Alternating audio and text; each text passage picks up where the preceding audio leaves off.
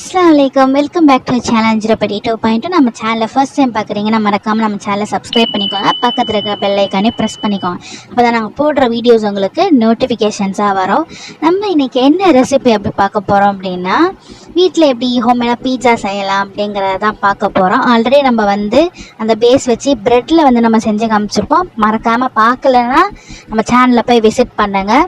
So இப்போ அதுக்கான பேஸ்லாம் first ready பண்ணிடும். நானும் ஃபஸ்ட்டு பார்த்து செய்ய ட்ரை பண்ணக்கூடாது அப்படின்ட்டு ட்ரை பண்ணது தான். எப்படி வந்திருக்கு அப்படிங்கிறத வீடியோ லாஸ்ட் வரைக்கும் பாருங்கள் மறக்காமல். ஃபஸ்ட்டு அதுக்கு பேஸ் ரெடி பண்ணோம் அப்படிங்கிறதுக்காக ஆனியன் நான் எடுத்திருக்கேன். ஒரு 3 ஆனியன்ஸ் நான் எடுத்திருக்கேன். அதை இப்படி கட் பண்ணி அது ஃபஸ்ட்டு நம்ம என்ன பண்ண போகிறோம்னா பாயில் பண்ண போகிறோம். அதுக்காக தான் நான் தனியாக அதில் எடுத்து வைக்கிறேன். தக்காளி இந்தமாரி பின்னாடி ஒரு 4 ஸ்லைஸ் மாரி போட்டு அதை நல்லா கட் பண்ணி போட்டுட்டு, அதுக்கப்புறம் நம்மளுக்கு காரம் எவ்வளோ வேணுமோ அதுக்கேற்ற மாதிரி காஞ்ச மிளகா நம்ம எடுத்து போட்டு அது ஃபஸ்ட்டு நம்ம என்ன பண்ணிடலாம், வேக வச்சிடலாம். அப்புறம் நான் ஈஸ்ட் ஆக்டிவேட் பண்ணி வச்சுருந்தேன். இது நல்லா ஆக்டிவேட் ஆகிடுச்சு. ஸோ அதை பார்த்தாலே தெரியும், நல்லா உப்பு இருந்துச்சு பார்த்தீங்களா, அந்த மாதிரி தான். ஸோ இப்போ டோ நம்ம ரெடி பண்ணிடலாம்.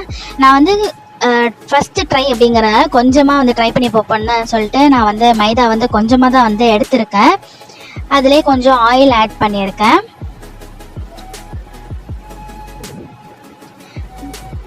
எந்த அளவுக்கு டோ நம்ம இழுத்து பண்ணிடுறோமோ அந்த அளவுக்கு சூப்பராக வரும் பேஸ். அந்த பீட்சா டோ நல்லா வரும். இப்போ ஆக்டிவேட் பண்ண அந்த ஈஸ்ட் இருக்குல்ல, அதை கொஞ்சம் கொஞ்சமாக ஆட் பண்ணி நம்ம மாவு நல்லா இழுத்து பனைஞ்சிக்க வேண்டியது தான். ஸோ நல்லா பனைஞ்சி இந்தமாரி எடுத்தாச்சு. எடுத்து வச்சு ஒரு காட்டன் கிளாத் இருந்துச்சுன்னா அதை நல்லா அதை ஈரப்படுத்தி க்ளோஸ் பண்ணி வச்சிடலாம். ஆயில் கொஞ்சமாக நான் ஊற்றிருக்கேன். ஊற்றிட்டு நல்லா ஸ்ப்ரெட் பண்ணிட்டு காட்டன் கிளாத்தை வச்சு அது நல்லா ஈரப்படுத்தி அதை நம்ம வைக்கணும். அதை வச்சு க்ளோஸ் பண்ணிடலாம். அது அப்படியே கொஞ்சம் ரெஸ்ட்டில் இருக்கட்டும். 1/2 hour அப்படியே அதை ரெஸ்ட்டில் விட்டுறலாம். ஏன்னா அது மாவு நல்லா உப்பி வரும். அப்படியே நம்ம அதை ரெஸ்ட்டில் விட்டுருவோம். அதுக்குள்ளே நம்ம இதுக்கான பேஸ்லாம் ரெடி பண்ணுறதுக்கு பார்க்கலாம். ஸோ இங்கே நம்ம வேக வச்ச கொதிக்க வச்சிருந்தோம் இல்லையா, தண்ணியில் போட்டு வேக வச்சோம் இல்லையா, அதெல்லாமே இப்போ ரெடி ஆகிடுச்சு. ஸோ அதெல்லாம் ஃபஸ்ட்டு நம்ம எடுத்துடலாம். தக்காளிக்கு அந்த தோலை ரிமூவ் பண்ணிடணும். நான் இதில் மிளகா எப்படி ஆட் பண்ணிக்கிட்டேன் அப்படின்னா, அதில் உள்ள அந்த சீடெல்லாம் நான் தனியாக ரிமூவ் பண்ணிவிட்டு வெறும் அந்த மிளகா மட்டும் ஆட் பண்ணிக்கிட்டேன். அதனால தான் அதை காமிச்சிருப்பேன் எப்படி ஆட் பண்ணுறேன் அப்படிங்கிறத. அந்த சீடெலாம் ரிமூவ் பண்ணிவிட்டு அதுக்கப்புறம் ஆட் பண்ணுங்கள். ஃபஸ்ட்டு நான் மிளகாவும் வெங்காயத்தையும் மட்டும் என்ன பண்ண போகிறேன்னா அரைச்சிக்க போகிறேன்.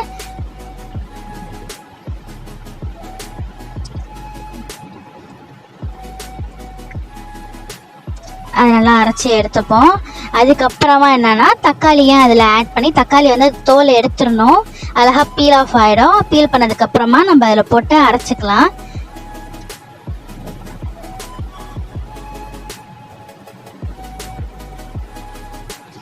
ஸோ இப்போ நம்ம அதை அரைச்சி எடுத்துக்கலாம். இப்போ ஃபஸ்ட்டு பேஸ் ரெடி பண்ணியாச்சு நம்ம. ஆக்சுவலாக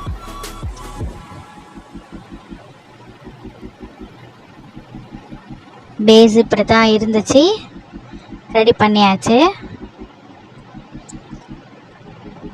இப்போ இதை இன்னும் கொஞ்சம் ஒரு வேலை இருக்குது. அது என்னங்கிறதுல பார்க்கலாம். ஒரு பேன் நல்லா ஹீட் ஆகிக்கிட்டோம்.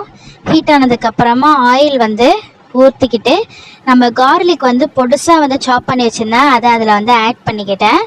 ஆட் பண்ணி நல்லா வதக்கிடணும். கொஞ்சம் அது லைட்டாக ப்ரௌன் ஆனதுக்கப்புறமா நம்ம இப்போ ரெடி பண்ணோம் இல்லையா அந்த சாஸை, அதை நம்ம அதில் ஆட் பண்ணிக்கலாம். ரொம்ப வாட்டர் ஆட் பண்ணாமல் மைல்டாக வாட்டர் ஆட் பண்ணி நம்ம இதை ரெடி பண்ணிக்கலாம். இது ஃபஸ்ட்டு நல்லா சுண்டணும். நல்லா மிக்ஸ் பண்ணி விட்டுக்கலாம். இப்போ இது தேவையான அளவு சால்ட்டு அதை ஆட் பண்ணிக்கிட்டேன். போட்டு நல்லா மிக்ஸ் பண்ணிப்போம். இதுக்கு ஒரு 3 டீஸ்பூன்ஸ் அளவுக்கு நான் என்னென்னா டொமேட்டோ கெச்சப் நான் எடுத்துக்கிட்டேன். உங்கள்கிட்ட டொமேட்டோ சாஸ் இருந்தால் டொமேட்டோ சாஸ் ஆட் பண்ணிக்கிங்க. என்கிட்ட கெச்சப் இருந்துச்சு, அதை நான் ஆட் பண்ணிக்கிட்டேன். இதில்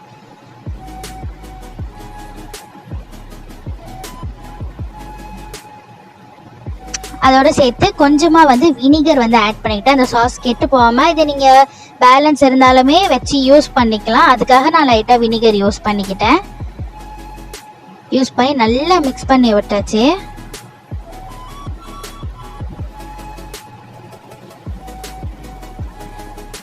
இப்போ இந்த டைமில் என்னென்னா கொஞ்சமாக வந்து சுகர், ஒரு 1.5 டீஸ்பூன் அளவுக்கு நான் வந்து சுகர் எடுத்துக்கிட்டேன் டேஸ்ட்டுக்காக. அதோடு சேர்த்து கொஞ்சமாக பெப்பர் பவுடர், அது ஒரு 1/2 டீஸ்பூன் அளவுக்கு நான் எடுத்துக்கிட்டேன். ஃபுல்லாக வந்து அதை மிக்ஸ் பண்ணி விட்டாச்சு.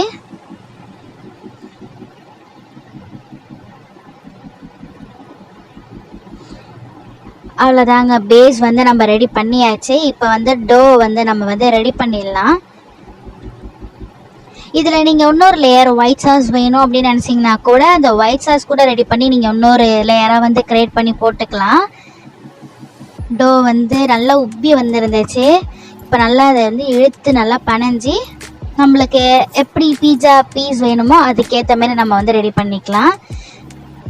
எனக்கு இந்த மாவில் 2 வந்துருந்துச்சு. இது வந்து நம்ம அவனில் செய்யலை, குக்கரில் தான் நம்ம வந்து செய்ய போகிறோம். குக்கர் வந்து நான் ஆல்ரெடி கொஞ்சமாக அதில் உப்பு போட்டு மூடி வச்சு நான் ப்ரீ ஹீட் பண்ணி வச்சுட்டேன். ஒரு 15 மினிட்ஸ் அதை ப்ரீ ஹீட் பண்ணணும். அதுக்குள்ளே தான் நான் இந்த டோ வந்து ரெடி பண்ணேன். அந்த ஓரம் மட்டும் கொஞ்சம் உப்பலாக இருக்கிற மாதிரியும் நடுப்புற வந்து கொஞ்சம் மெல்லிஸாக இருக்கிற மாதிரியும் வந்து தட்டிக்கோங்க. அப்போ தான் கொஞ்சம் வேகத்துக்கு வந்து ஈஸியாக இருக்கும். நான் கூட கொஞ்சம் திக்னஸ் கொஞ்சம் கூட வச்சுட்டேன், பட் நீங்கள் இன்னும் மெல்லிஸாக வந்து கூட தட்டிக்கலாம். ஒரு ஃபோக் இருந்துச்சுன்னா அதை வச்சு நல்லா ஃபுல்லாக வந்து அதில் வந்து என்ன பண்ணிக்கலாம்னா ஹோல்ஸ் வந்து போட்டுக்கலாம். ஏன்னா அப்போ தான் உள்ளரே வேகணும் அப்படிங்கிறதுக்காக தான் அந்த ஹோல்ஸ் போடுறோம்.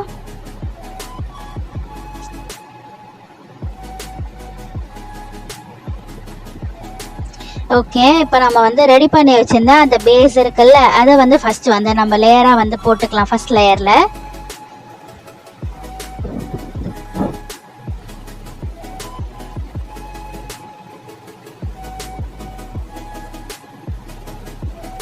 இன்னும் நிறைய பேர் நம்ம சேனல் வந்து பார்க்குறீங்க, ஆனால் சப்ஸ்கிரைப் பண்ணாமல் பார்க்குறீங்க. தயவு செஞ்சு சப்ஸ்கிரைப் பண்ணிட்டு எங்கள் சேனலுக்கு சப்போர்ட் பண்ணுங்கள். இப்போயும் நிறைய பேர் எங்களுக்கு சப்போர்ட் கொடுத்துட்டு தான் இருக்கீங்க, அவங்களுக்கு ரொம்ப ரொம்ப தேங்க்ஸ். இப்படியே உங்களோட சப்போர்ட் எங்களுக்கு கொடுத்துக்கிட்டே இருங்க. அதுக்கப்புறம் நான் வந்து சீஸ் வந்து ஆட் பண்ணிக்கிட்டேன், மொசரல்லா சீஸு.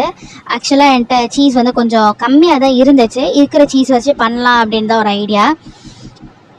கொஞ்சமாக சீஸை ஸ்ப்ரெட் பண்ணி அதுக்கு மேலே ஆனியன்ஸை வந்து 1/2 மூன் ஷேப்பில் வந்து நான் கட் பண்ணியிருந்தேன். நல்ல ஸ்லைஸ் பண்ணியிருந்தேன் அந்த ஆனியன்ஸை. அதை ஆட் பண்ணிட்டு அதுக்கப்புறம் தக்காளி வந்து கட் பண்ணி வச்சுருந்தேன். உங்களுக்கு என்ன காய் வந்து அதில் ஆட் பண்ணணுன்னு மஷ்ரூம்ஸ் கூட ஆட் பண்ணலாம், பன்னீர் ஆட் பண்ணலாம், கேப்சிகம் ஆட் பண்ணலாம். உங்களுக்கு என்ன நீங்கள் வந்து ஆட் பண்ணணும்னு நினைக்கிறீங்களோ நீங்கள் ஆட் பண்ணிக்கோங்க. பேசிக் இது வந்து ஆனியன் தக்காளி ஆட் பண்ணுறது. அதுக்கப்புறம் என்கிட்ட கேப்சிகம் இருந்துச்சு, அதே ஆட் பண்ணிக்கிட்டேன். இருக்கிறத வச்சு பண்ணிடலாம் அப்படின்னு சொல்லிட்டு தான். அதுக்கு மேலேயும் ஒரு லேயர் வந்து சீஸ் வந்து ஆட் பண்ணிட்டேன். இன்னும் நிறைய சீஸ் போட்டால் இது இன்னும் சீஸியாக சூப்பராக இருக்கும். ஆனால் பட் இருக்கிறது கொஞ்சம் தான் இருந்தது அப்படிங்கிறனால இருக்கிறத யூஸ் பண்ணியாச்சு. ஃபஸ்ட்டு பீட்சா வந்து ரெடி பண்ணியாச்சு. நம்ம ஆல்ரெடி ப்ரீ ஹீட் பண்ணியிருந்தோம் இல்லையா, இப்போ கரெக்டாகவும் அதை ரெடி பண்ணுறதுக்கு வந்து கரெக்டாக இருந்துச்சு.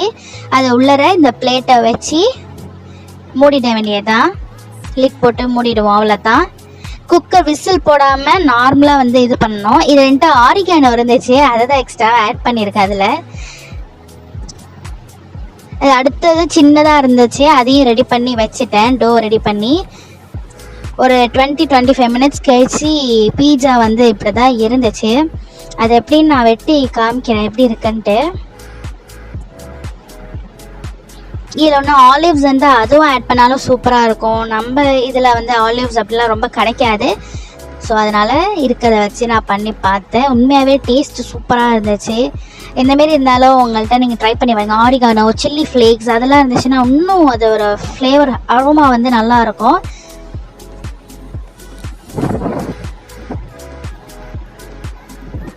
ரொம்ப நாள் ஆச்சு நான் இந்த வீடியோ அப்லோட் பண்ணணும்னு நினச்சிட்டே இருந்தேன். பட் பர்சனல் இஷ்யூஸ்னால என்னால் அப்லோட் பண்ண முடியல.